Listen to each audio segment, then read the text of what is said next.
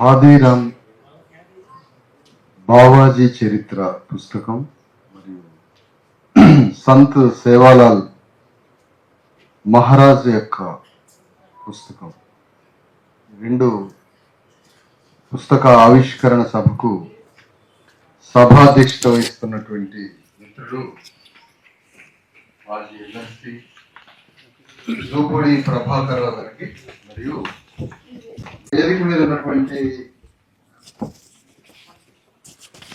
పేతావత్ సోమ్ల పద్మశ్రీ గారికి, పుస్తక రచయిత శ్రీమతి సునీత బాలాజీ రాథోడ్ గారికి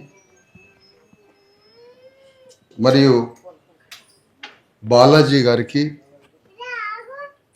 మిత్రుడు ప్రొఫెసర్ రాజు నాయక్ గారికి, ఇంకా వేదిక మీద ఉన్నటువంటి పెద్దలు ఉన్నారు, మరి ఇంకా పేర్లు క్లియర్గా లేవు, వారందరికీ ఈ సభా కార్యక్రమంలో పాల్గొంటున్న అందరికీ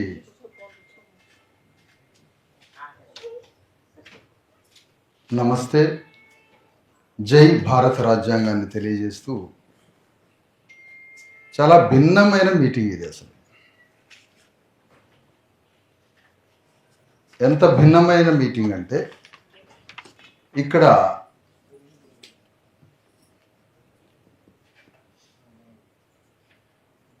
ఒక ఆధ్యాత్మిక రంగంలో హాదీరామ్ గురించి పుస్తకం రాయడం, ఒక సంత్ సేవాలాల్ ఒక సామాజిక సాంస్కృతిక వ్యక్తి నిర్మాణ ప్రదాత సేవాలాల్ గురించి రాయడం, ఈ పుస్తకాలు రాస్తున్న మనిషి ఆ వర్గానికే చెందినవారు కావడం, ఆ వర్గంలో అణిచివేతకి గురి అవుతున్న ఒక మహిళ రాయడం, ఈ ఎంత భిన్నమైన మన జాతులలో ఒక మలుపు తిప్పే సంఘటన అది.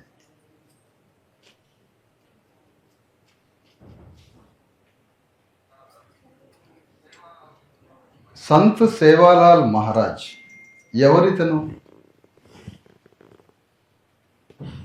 వారి గురించి ఒక మనిషి మా తండాల గురించి మాట్లాడాడు అంటున్నారు. ఈ స్టేట్మెంట్ ఎంతవరకు కరెక్ట్? కందుకూరి వీరేశలింగం, రాజా రామ్మోహన్ రాయ్, గురజాడ అప్పారావు వాళ్ళు బ్రాహ్మణ కులాన్ని సంస్కరిస్తే వాళ్ళ ముగ్గురిని సంఘ సంస్కర్తలు అన్నప్పుడు, వేల సంవత్సరాల బానిసత్వంతో బతుకుతూ జీవితం అంటే ఏంటో తెలియని, మానవ రూపంలో ఉండి జీవితం అంటే ఏంటో తెలియని, ఊరు బయట నివసిస్తున్నటువంటి లంబాడాల గురించి, వారికి జీవితాన్ని ప్రసాదించిన వ్యక్తి ఏమో కులానికి పరిమితమా? కందుకూరి, గురజాడ, రాజా రామ్మోహన్ రాయలు సంఘ సంస్కర్తలైనప్పుడు సంత్ సేవాలాల్ మహారాజు కూడా సంఘ సంస్కర్తే. ఎందుకు?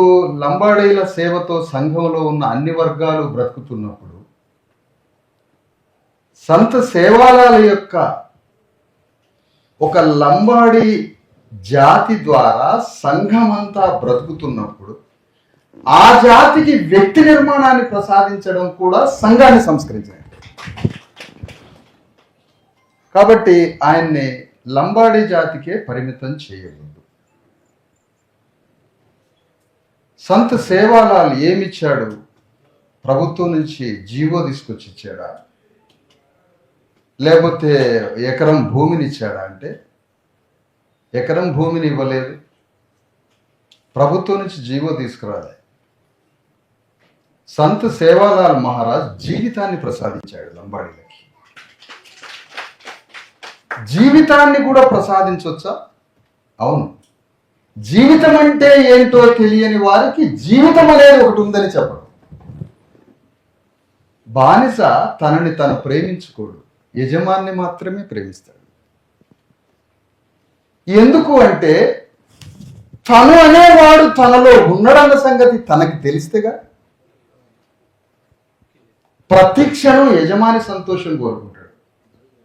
తనని తాను, తన కుటుంబాన్ని, తన బిడ్డల్ని, తన వర్గాన్ని, తన జాతిని, సమస్తాన్ని మర్చిపోయి తన శరీరంలో ఉన్న లక్షల కోట్ల కణాలు మొత్తం యజమాని కోసమే పనిచేస్తాయి. ఎందుకంటే బానిస ఉండేది పరధర్మంలో, స్వధర్మంలో కాదు.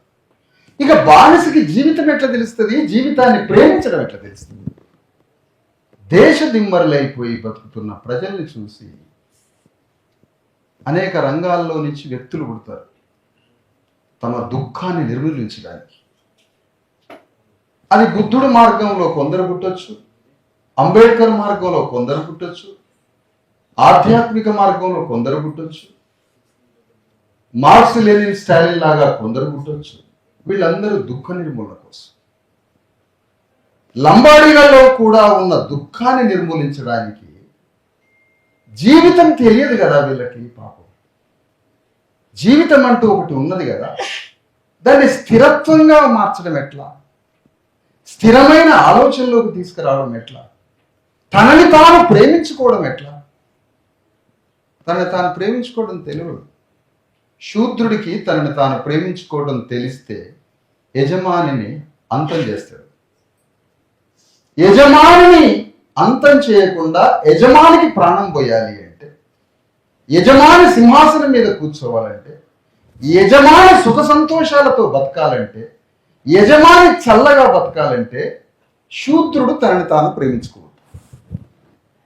తనని తాను ప్రేమించుకుంటే స్వధర్మం తెలుస్తుంది. శూద్రుడు తనని తాను ప్రేమించుకుంటే అది ఆత్మగౌరవంగా మారుతుంది. శూద్రుడు తనని తాను ఇష్టపడితే, తనకంటూ ఒక జీవితం ఉందని తెలుసుకుంటే, తనని తాను ఇష్టపడితే ఆ ఇష్టం ఇష్టం ఇష్టం ఆత్మాభిమానంగా మారి, ఆత్మగౌరవంగా మారి, ఆ ఆత్మగౌరవం అధికారం దాకా పోతూ ప్రయాణం చేస్తుంది. కాబట్టి జీవితం అంటే ఏంటో తెలియకుండా చేయడమే యజమాని యొక్క లక్ష్యం. అయితే ఇంత మూలమైనటువంటి పాయింట్ జీవితాన్ని ప్రసాదించడం. నిన్ను నీవు ప్రేమించుకోమంటాడు రవిదాస్, అదే సంత్ సేవలాల్ మహారాజ్. ఈ జీవితాన్ని ప్రసాదించే వ్యక్తులు తెలంగాణ గడ్డ మీద భూ పోరాటాలు ఉన్నాయి. ప్రభుత్వం మీద పెద్ద పెద్ద కనుగుడ్లతో దూసుకెళ్లే యుద్ధాలు ఉన్నాయి. రకరకాల యుద్ధాలు ఉన్నాయి. కానీ వ్యక్తి నిర్మాణం చేసి జీవితాన్ని ప్రసాదించిన వ్యక్తి నిర్మాణం చేయడం అంటే చిన్న విషయం కాదు. వ్యక్తి నిర్మాణం, వ్యక్తిత్వ నిర్మాణం, వ్యక్తిత్వాన్ని కొన్ని ఆలోచనలతో భౌతిక దేహాన్ని జ్ఞానంతో నిర్మించడం. భౌతిక శరీరాన్ని డిమాండ్ చేస్తుంటుంది, బయోలాజికల్ డిమాండ్స్ ఉంటాయి శరీరానికి, దానికి జీవితం తెలియదు. అలాంటి శరీరాలన్నీ యజమాని కంట్రోల్లో ఉంటాయి. యజమానికే తన శక్తి మొత్తం ధారపోస్తుంది. యజమాని తన ఇంటికి రమ్మంటే అర్జెంటుగా యజమాని పిలిస్తే ఈ బానిస, ఈ శరీరం తన తండ్రి చనిపోతున్నా, తల్లి చనిపోతున్నా, బిడ్డలు చనిపోతున్నా వాళ్ళని పక్కన పెట్టి యజమాని కోసం ఉరుకుతూ ఉంటాడు. ఎందుకంటే బానిసకి జీవితం ఏంటో తెలియదు కాబట్టి. అలాంటి బానిసకి జీవితం అనేది ఒకటి ఉంది అని చెప్పి అతనికి జీవితాన్ని ప్రేమించేటట్టుగా చేసి, ఆ జీవితాన్ని ప్రేమించడానికి అన్ని రంగాలని పరిచయం చేసి, సమాజంలో ఉన్న అన్ని దారులని తెలియజేసి, ఒక తల్లి బిడ్డల్ని ప్రేమించే మాతృత్వ గుణాన్ని, ఎగ్జాక్ట్లీ జాతికి మాతృత్వ గుణాన్ని ఇచ్చినటువంటి సంత్ సేవాలాల్ మహారాజ్. అయితే ఇక్కడ భిన్నం ఏంటంటే, నేను చెప్పే పాయింట్ అది కాదు. అట్లా ఒక వ్యక్తి నిర్మాణాన్ని చేసి జీవితాన్ని ప్రసాదించే వ్యక్తిని ఐడెంటిఫై చేసి అతనిలో ఉన్న ఈ స్వభావాన్ని బయటికి తీయడం ఉన్నది చూసారా, ఈ భిన్నమైన పని. అదిగో ఆ సంత్ సేవాలాల్ మహారాజ్ ఒక జీవితాన్ని ప్రసాదించాడు, వ్యక్తి నిర్మాణం చేసి తనని తాను ప్రేమించుకునేటట్టుగా మార్చి జీవితాన్ని ప్రసాదించి జీవితం అంటే దాని రుచి ఏంటో తెలియజెప్పే జీవితం గురించి చెప్పినటువంటి సేవాలాల్ మహారాజులో ఉన్న స్వభావాన్ని గ్రహించి ఆ సున్నితమైన విషయాన్ని తెలంగాణ గడ్డ మీద, భౌతిక పోరాటాల గడ్డ మీద ఇలాంటి పుస్తకాన్ని తీసుకొచ్చినందుకు వారిని అభినందించడానికి వచ్చింది. దానికోసం వచ్చాను. రెండో విషయం కోసం వచ్చాను. కందుకూరి, గురజాడ, రాజా రామ్మోహన్ రాయలు వారు కులాన్ని సంస్కరించుకున్నారు. 5వ తరగతి పాఠంలోనట కందుకూరి గారు సతీ సహగమనం గురించి చెప్తున్నారు. భర్త చనిపోతే భార్యని కూడా మంటల్లో వేస్తుంటే వీరు పోయి వారిని ఆపినట్టుగా. 5వ తరగతి పిల్లవాడు లేచి మా ఇంట్లో ఇది లేదు అన్నాడు. మా ఇళ్లలో భర్తలు చనిపోతే భార్యలను మంటలు వేసేది ఆడదు సార్, అది మా ఇళ్లలో లేదు అన్నాడు. మరి ఎవరింట్లో ఉన్నదో చెప్పాలి.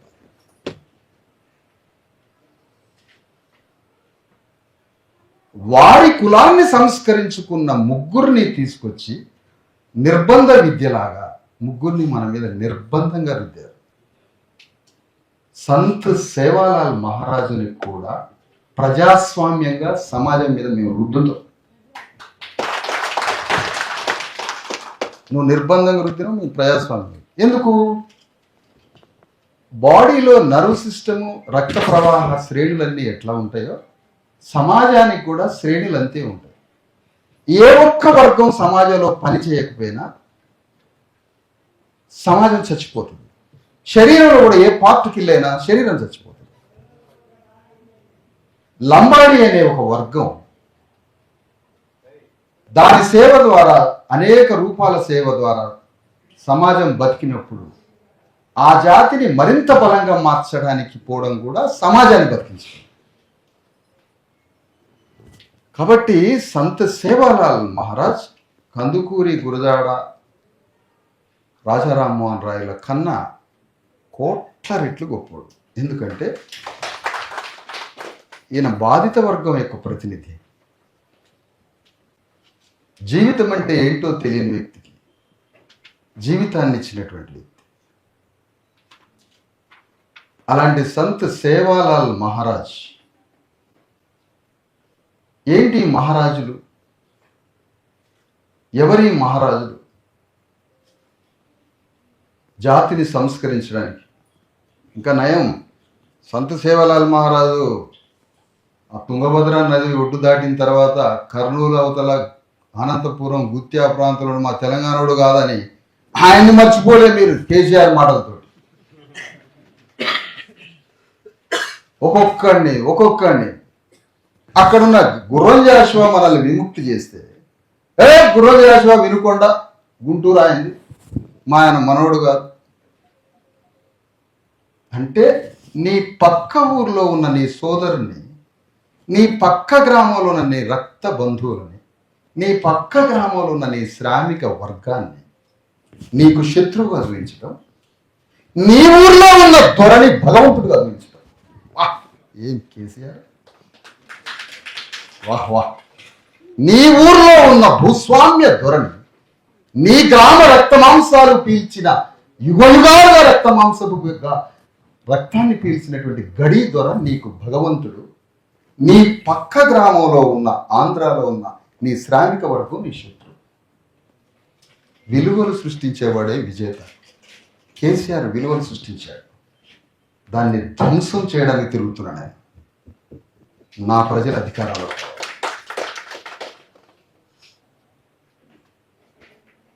అట్లా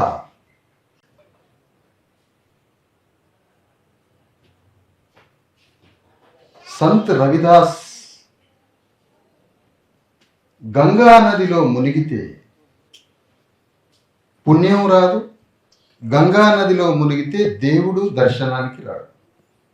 అసలు గంగా నదిలో ఏమీ లేదు, కలుషితం తప్ప.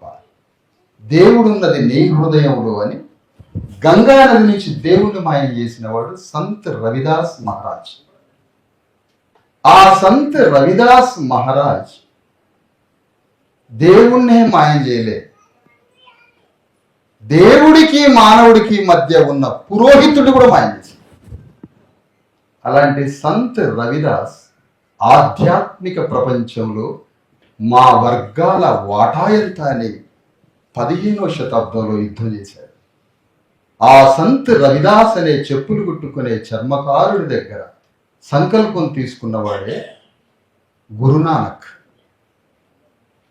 సిక్కు మత స్థాపకుడుగా బయలుదేరాడు. దేవుడి దగ్గర మా వాటా ఏంటి? ఆధ్యాత్మిక ప్రపంచంలో అణగారిన వర్గాల వాటా ఏమిటి? ఎందుకు ఆధ్యాత్మిక ప్రపంచాన్ని మనం వదిలిపెట్టాలి? దేవుడు లేడని. దేవుడు ఉన్నాడు. ఇక్కడ కూర్చున్న వాళ్ళంతా దేవుళ్ళే, వేదిక మీద ఉన్న వాళ్ళంతా దేవుళ్ళే. సత్యం ఉన్న ప్రతి చోట దేవుడు ఉన్నాడు. సత్యమే దేవుడు, సత్యమే దేవుడు.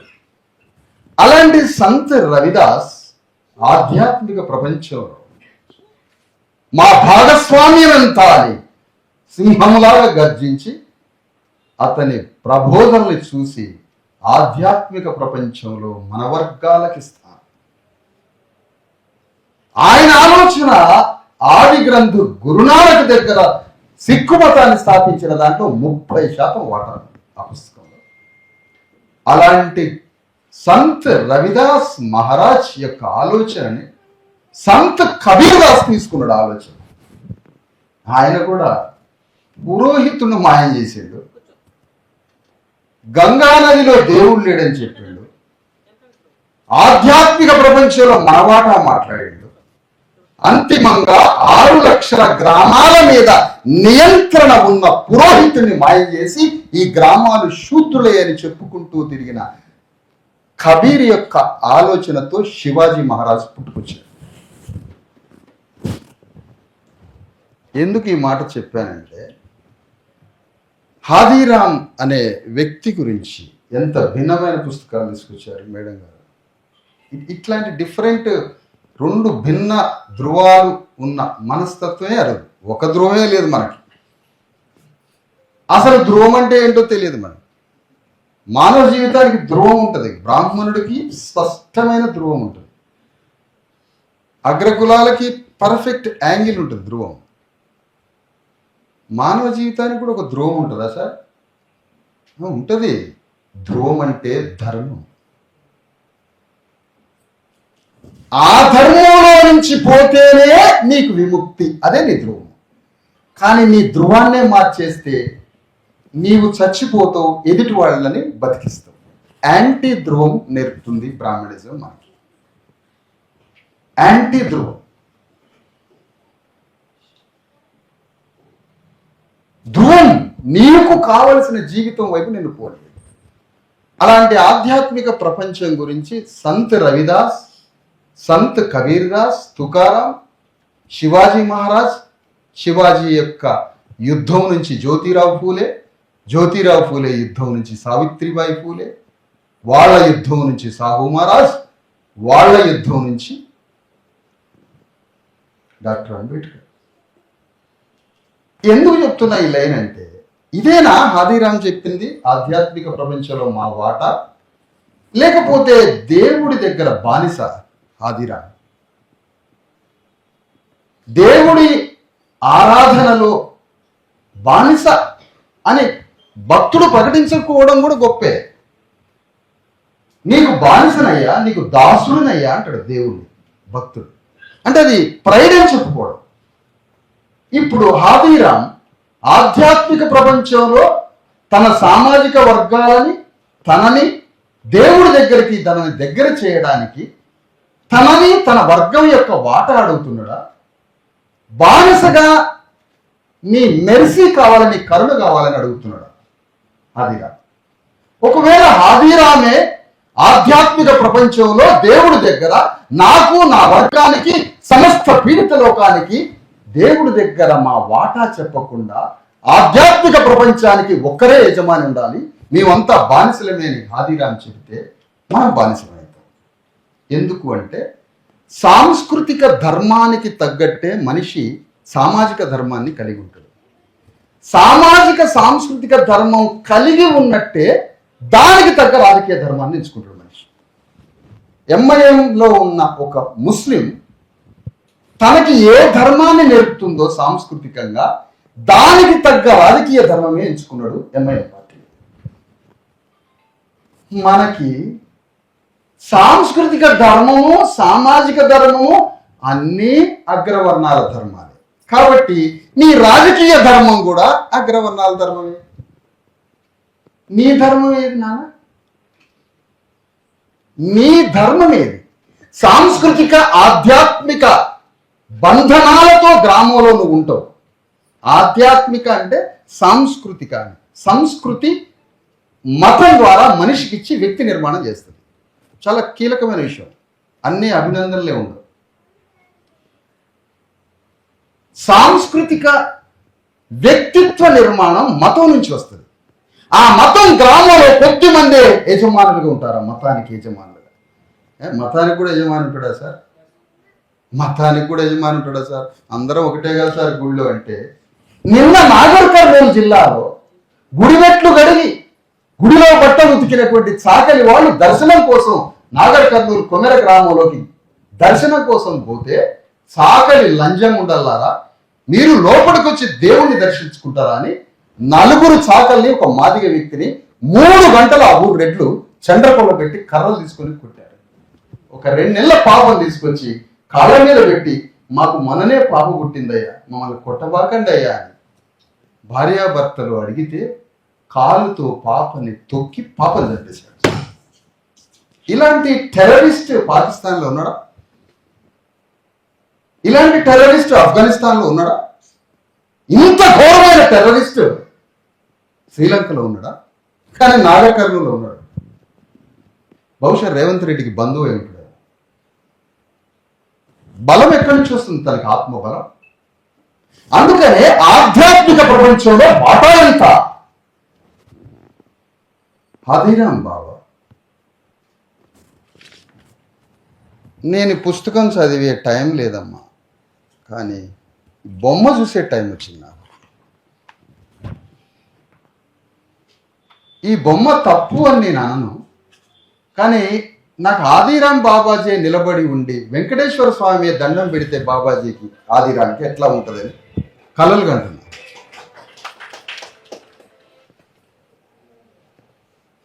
కలలు కంటున్నా. ఎందుకంటే హాదీరాములు లేకపోతే వెంకటేశ్వర స్వామి లేడు. వెంకటేశ్వర స్వామి గుట్టల మీద మిరాసీలు ఉంటాయి, భూములు చాలా మందికి ఇచ్చారు. ఓ మాదిగాయనకు కూడా ఇవ్వడానికి ఎదురు చూస్తే ఈ మాదిగాయనకు కొద్దిగా లేవడం అంత కొద్దిగా కొంచెం బద్ధకం కదా, పోయేసరికి ఆయన శిలగా మారిపోయాడు. మనోడికి భూమి లేదు. పోయేటప్పుడు ఇంకా రాలేదేమయ్యా ఆయన, ఆ చర్మకారుడు ఇంకా రాలేదు. ఆ బ్రహ్మోత్సవాలకి చెప్పులు తయారు చేసుకుని వస్తారు తమిళనాడు నుంచి. ఆయన రావడం లేట్ అయింది సార్, మళ్ళీ శిలగా మారుతుంది. కాబట్టి వచ్చిన వాళ్ళందరికీ శటకోపం పెడతారు. ఈ ఆదిరామ్ ఆధ్యాత్మిక ప్రపంచంలో వాటా అడుగుతున్నాడా? నేను దర్శనం చేసుకునే అవకాశం ఇస్తే నీ చల్లని నీ కంటి చూపు నా మీద ప్రసరిస్తే చాలయ్యా, ఇక నేను నీ దగ్గర ఉండిపోతా అంటే హాదీరామ్ యొక్క వర్గం అంతా వెంకటేశ్వర స్వామికి ఆరాధన భక్త బానిసలుగా మారాల. లేదు అంటే జూపూడి ప్రభాకర్ రావు గారు నన్ను తీసుకుపోయి జగన్మోహన్ రెడ్డి దగ్గర 10 నిమిషాలు మాట్లాడిస్తే, జగన్మోహన్ రెడ్డి గారు నువ్వు కొంచెం పాశ్చాత్య వెస్ట్రన్ స్వభావంతో లాజిక్ అండ్ సైంటిఫిక్గా కొంత నీలో స్వభావం కనిపిస్తూ ఉంది, కొంచెం బ్రిటిషర్స్ లాంటి మైండ్ సెట్ ఉంది నీకు, ఎడ్యుకేషన్ని డెమోక్రటైజ్ చేయాలనుకున్నావు, హెల్త్ని డెమోక్రటైజ్ చేయాలనుకున్నావు, ఏదో కొంచెం ప్రజల పట్ల కొంచెం వెస్టర్న్గా ఉన్నావు. హాదీరామ్ దర్శనం అనే పేరుతో తిరుపతి కొండ మీద ప్రతి పేదవాడికి మొదటి దర్శనం, ధనవంతుడికి చివరి దర్శనం చేయగలవా జగన్మోహన్ రెడ్డి? మక్కాలాగా పేరు హాదీరామ్ దర్శనం. ప్రతి భక్తుడు రేషన్ కార్డు తీసుకొచ్చి తిరుపతి కొండ మీద ఉన్న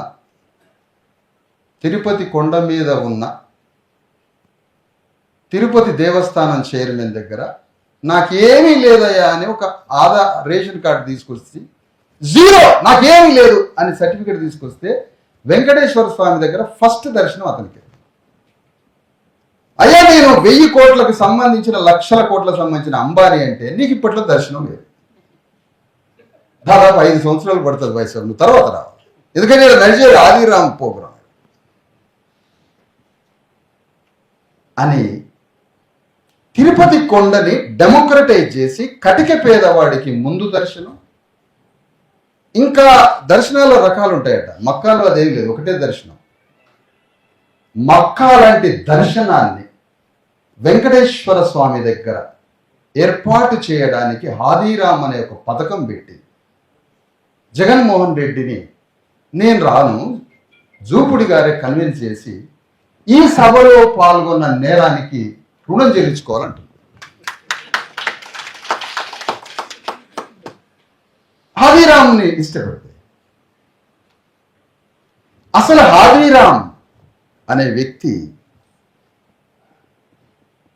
వాటా అడుగుతున్నాడా, దేవుడి యొక్క చల్లని కరుణ చూపిస్తే దాసుడునయ్యా నేను నీకు అని చెబుతున్నాడా అనేది నేను సంపూర్ణంగా తెలుసుకున్నాకనే జూపుడు గారికి చెప్తా. అప్పటిదాకా మీరు జగన్మోహన్ రెడ్డి దగ్గర ఈ సబ్జెక్ట్ చెప్పబాకండి. ఇక సాంస్కృతిక ధర్మానికి తగ్గట్టుగా రాజకీయ ధర్మాన్ని ఎంచుకుంటాడు మనిషి. గ్రామంలో మనందరం ఊర్లో ఉన్న రెడ్డి గారికో దొరగారికో బానిసగా జీవిస్తే అది సామాజిక జీవితం. ఊర్లో ఉన్న పురోహితుడు తను చెప్పినట్టుగా జీవిస్తే అది సాంస్కృతిక జీవితం, మత సాంస్కృతిక జీవితం. వాళ్ళిద్దరు ఎట్లా చెబితే రాజకీయ ధర్మాన్ని కూడా వాడు అంతే ఎంచుకుంటాడు. అందుకనే మన రచనలు కానీ, మన మాటలు కానీ, మనం విడుదల చేసే ఏ అక్షరమైనా ఏదైనా మన సాంస్కృతిక ధర్మాన్ని, మన రాజకీయ ధర్మాన్ని, మన ఆధ్యాత్మిక ధర్మాన్ని, మన శివుని తత్వాన్ని, మనల్ని విముక్తి చేసిన ధర్మాలకి అనే పారామీటర్కి తగ్గట్టే ఉన్నాయా ప్రతి మాటలు? బ్రాహ్మణుడు ఏ పుస్తకం రిలీజ్ చేసినా వాళ్ళ ధర్మాన్ని దాటి ఎవ్వరూ ఎక్కడికి పోరయ్యా, ఎవరు ఎక్కడికి పోరు. ఎందుకంటే వాళ్ళకి ఒక డైరెక్షన్ ఉంది, ధ్రువం ఉంది, వాళ్ళకు ఒక వాక్యం ఉంది, బ్రహ్మవాక్యం. ఆ వాక్యానికి బద్దులై జీవిస్తుంటారు. మనం కూడా మన పితరులు ఏ సాంస్కృతిక, రాజకీయ, ఆధ్యాత్మిక, సామాజిక లిబరేషన్ కోరుతూ ఉన్నారో దాని కొనసాగింపుగానే ఉండి తీరాల్సిందే. దాని కొనసాగింపుగానే ఉండి తీరాలి. అది మొల్ల రచయిత్ర అయినా, సునీత రచయిత్ర అయినా, ఎవరైనా సరే దానికి తగ్గట్టే ఉండాలి. అది మొల్లగారైనా, కుమ్మరి కులంలో పుట్టిన ఆగండి ఒక నిమిషం. అందుకని నేను కోరేది ఏంటంటే, సంత్ సేవాలాల్ మహారాజ్ జీవితాన్ని ప్రసాదించిన ఒక వ్యక్తిని తీసుకొచ్చి లంబాడీలకి జీవితాన్ని ప్రసాదిస్తే జీవితం అంటే ఏంటో తెలుసుకొని తమ వ్యక్తిత్వ నిర్మాణాన్ని ఏర్పాటు చేసుకొని తమ వ్యక్తిత్వ నిర్మాణంతో తాము బలోపేతమై అది ఆత్మాభిమానంగా మారి, అది ఆత్మగౌరవంగా మారి, ఆత్మగౌరవంగా మారిన వాడు ఎదుటివాడి అధికారాన్ని ఒప్పుకోడు. కాబట్టి ఆత్మగౌరవానికి తీవ్ర స్థాయి ఏమిటి, ఆత్మగౌరవానికి పరాకాష్ఠ ఏంటి, ఆత్మగౌరవాన్ని యొక్క డిగ్రీ ఏమిటి? డిగ్రీ ఆఫ్ ఆత్మగౌరవం ఏంటి అంటే సింహాసనం ఎక్కడమే ఆత్మగౌరవం యొక్క అంతిమ పరాకాష్ఠ రూపం. ఇప్పుడు ఈ ఆత్మగౌరవాన్ని పెంచే విధంగానే ప్రతి వాక్కు, ప్రతి మాట, ప్రతి రచన అది ఆధ్యాత్మికమైన, సామాజిక రంగమైన ఉండి తీరాల్సిందే. లేకపోతే యాంటీమిషన్ అయితే నీ ధృవాన్ని మార్చిన వాళ్ళు అయితే నీ యాంటీమిషన్ అవుతుంది. నీ పితరులు ఇచ్చింది మొత్తం నేను లిబరేట్ చేసిన ట్రాకే. 4 అక్షరాలు ఇంత గొప్ప పుస్తకాలు విడుదల చేయడానికి ఒక పెన్ను తీసుకొని రాయడమా? మనోడు మొదటి పేజీ తీసేసరికి దెబ్బగా నిద్రపోతాడు. పెన్ను తీసుకొని అలవాటు లేదు, కాగితాలు రాయలేడు. నేను ఈ మధ్య గ్రామాలలో పోయి కొద్దిగా రాయండి అంటే ఈ రాతలేవచ్చి నేను ఎప్పుడో కలెక్టర్ని అయ్యేటోడు అన్నాడు మనోడు. ఇక నువ్వు నేర్పుతున్నావు వచ్చి. ఇలాంటి లోకంలో ఈ పుస్తకాలు తీసుకొని రాగలిగిన దానికి కారణం వాళ్ళు రెండు. వీళ్ళని విపరీతంగా ఇష్టపడుతుంది రచయిత ఆదిరామ్ని, సంత్ సేవాలాల్ మహారాజ్. వాళ్ళని అమితంగా ప్రేమించి ఈ పుస్తకాలు విడుదల చేసింది. అందులో తిరుగులేదు. కానీ ఈ రచన యొక్క అంతిమ లక్ష్యం ఏంటి, దీని డెస్టినీ పాయింట్ ఏంటి, గమ్యం ఏంటి? ఆ గమ్యానికి మనల్ని అక్కడికి చేర్చే ఒక ప్రక్రియలోకి రావాలని వాడిని కోరుతున్నాను. ఈ సందర్భంగా ఇక ఈ పుస్తకాలు రాయగలిగే శక్తిని ఆమెకు ఎవరిచ్చారు? కాన్స్టిట్యూషన్, రాజ్యాంగం, అంబేద్కర్.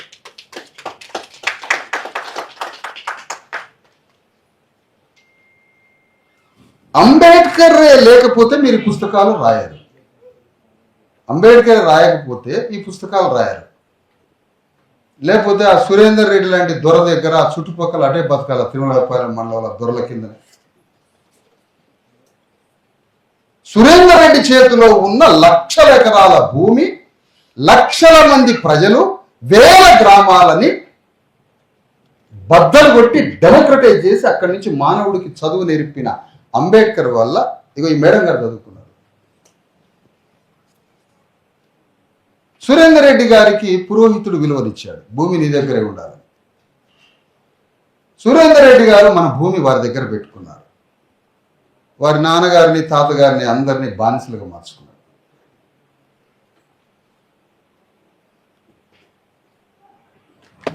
అందులో ఉన్న కుటుంబాన్ని అంబేద్కర్ గుంజుకొని దగ్గర తీసి చదివించి,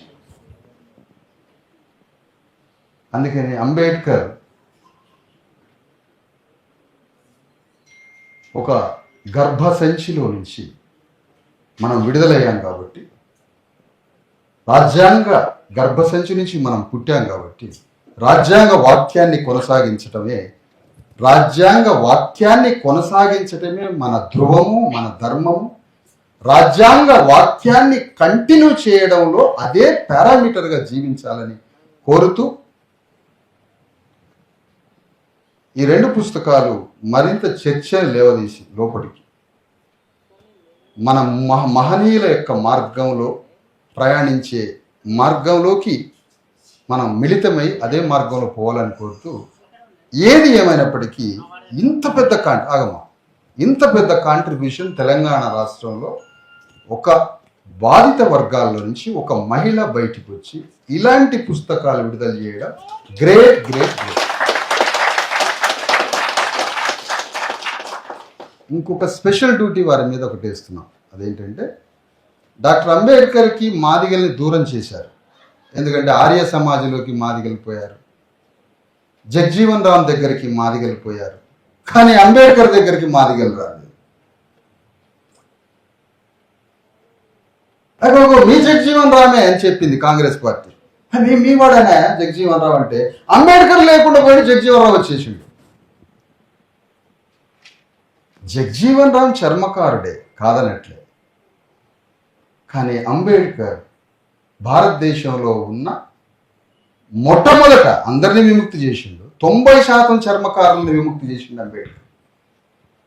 కానీ అంబేద్కర్కి మాదిగలకి మధ్య కన్స్ట్రక్షన్ మరి ముఖ్యంగా మన దక్షిణ భారతదేశంలో బాగా దూరం అవుతా ఉంది. మరి ముఖ్యంగా ఆంధ్రప్రదేశ్, తెలంగాణలో బాగా దూరం అవుతుంది. కాబట్టి స్పెషల్ డ్యూటీ తీసుకున్నాం మేము. మాదిగల్ ప్లస్ అంబేద్కర్ ఈ కెమిస్ట్రీ చేస్తే ఈక్వల్ పవర్ వస్తుంది. ఇప్పుడు లంబాడీలు ప్లస్ అంబేద్కర్కి కలవట్లేదు. ఈ నిజాన్ని ఒప్పుకోవాలి. మీకు ఎవరిచ్చిండ్రా రిజర్వేషన్ అని మాదిగోళ్ళని అడిగితే మాకు జగ్జీవన్ రావు అంటాడు. లంబాడీ మిత్రులు మీకు రిజర్వేషన్లు ఇచ్చింది ఎవరంటే ఇందిరమ్మ అంటాడు. ఇందిరమ్మ అనాలా, ఇందిరా ఆంటీ అనద్దా? అమ్మ అన్న దాంట్లో మాకు బానిసత్వం ఎందుకు? ఆంటీ అంటాం ఇందిరాని. ఏ ఇంటికి పోయిన ఇందిరమ్మ ఇల్లు ఇచ్చింది, 100 కోట్ల మంది ఈ మాట. ఇందిరమ్మ ఇల్లు ఇయ్యలే, ఇందిరమ్మకి ఇల్లు మనం ఇచ్చినాం, మన రక్త మాంసాలు. తన ఇల్లు, తన రెంటు, తన ఉద్యోగం, తన జీతం అన్నీ మనం ఇచ్చాం. అందుకని లంబాడీలకి అంబేద్కర్ని కలిపితే సంత్ సేవాలాల్ మహారాజుతో లంబాడీలు తమ జీవితాన్ని ప్రేమించి తమ సాంస్కృతిక వ్యక్తిత్వాన్ని నిర్మాణం చేసుకొని దాని నుంచి ఆత్మగౌరవాన్ని ఆత్మాభిమానాన్ని సంపాదించి అదే లంబాడీలు అంబేద్కర్ని కూడా సొంతం చేసుకుంటే తెలంగాణ రాజ్యంలో లంబాడీలకి వాటా అధికారం వస్తుంది. ఈ ప్రత్యేకమైన డ్యూటీ కూడా ఈ జ్యోతిరావు పూలే, ఈ సావిత్రిబాయి పూలే లేవండి బాలయ్య గారు,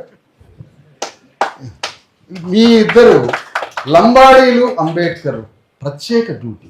కొన్ని ఫిలాసఫీలు మనకి దగ్గరికి రావు, కొన్ని కుట్రలు చేస్తూ ఉంటారు. అంటే శత్రు యొక్క లక్ష్యం ఏంటో తెలుసా సునీత గారు? మన విముక్తి తత్వాన్ని మన కనపడనీయకుండా చేయడం. మన లిబరేషన్ ఫిలాసఫీ ఎక్కడ దాగి ఉందో అది మన కళ్ళ ముందు అదృశ్యం చేయడం. అదృశ్యం చేసినప్పుడు ఈ పిచ్చి జనం అమాయకంగా ఎటు ఎవడు పోతాడో తెలియదు. కాబట్టి మన తత్వశాస్త్రాన్ని మనం దర్శించుకోవాలి. మన ఫిలాసఫీని, మన లిబరేషన్ని, మన వెలుగుని, మన దీపస్తంభాన్ని మనం చూడాలి. అదే మన ధ్రువం, అదే మన ధర్మం. ఆ దీపస్తంభం వైపే పోతున్నప్పుడు మనం అధికారం పట్టుకుంటాం. అదే మనం పితరులకు ఇచ్చే, మహనీయులకు ఇచ్చే కానుక, బహుమానం. కాబట్టి ఈ ప్రత్యేక అంబేద్కర్ మిషన్ ఫిలాసఫీ వైపు ఈ జాతిని టర్న్ చేసే కృషి, పని, దాని తరఫున కూడా ఒక పుస్తకం తీసుకురావాలని మిమ్మల్ని కోరుతూ సెలవు.